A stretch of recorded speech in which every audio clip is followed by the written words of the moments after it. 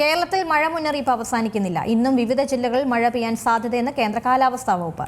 അതേസമയം തണുത്ത കാലാവസ്ഥ അവസാനിച്ചിട്ടില്ലെന്ന് വിദഗ്ധർ പറയുന്നു.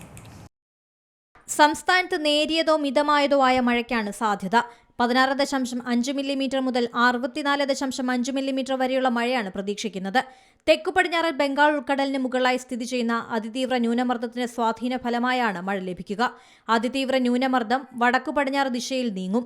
അതേസമയം ലാനിന പ്രതിഭാസം അവസാനിച്ചിട്ടില്ല. ജനുവരി അവസാനം സമയം വരെയും കേരളത്തിൽ തണുത്ത കാലാവസ്ഥ തുടരും. പസഫിക് സമുദ്രത്തിലെ ജലം തണുക്കുന്നതാണ് ലാനിന. മഴ ലഭിക്കുമ്പോൾ തണുപ്പ് കുറയുമെങ്കിലും ജനുവരി അവസാനം വരെ രാത്രി തണുത്ത കാലാവസ്ഥ നിലനിൽക്കും.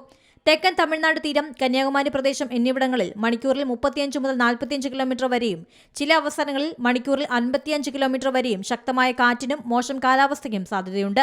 2025 തുലാവർഷ കലണ്ടർ അവസാനിച്ചപ്പോൾ കേരളത്തിൽ മഴ 21% കുറവെന്നാണ് കേന്ദ്ര കാലാവസ്ഥാ വകുപ്പിന്റെ കണക്കിൽ പറയുന്നത്. News desk C Malayalam news. ഏറ്റവും പുതിയ വാർത്തകളും വിശേഷങ്ങളും വിരൽ തുമ്പിലറിയാൻ സി മലയാളം ന്യൂസ് എല്ലാ ഡിജിറ്റൽ പ്ലാറ്റ്ഫോമുകളിലും ലഭ്യം.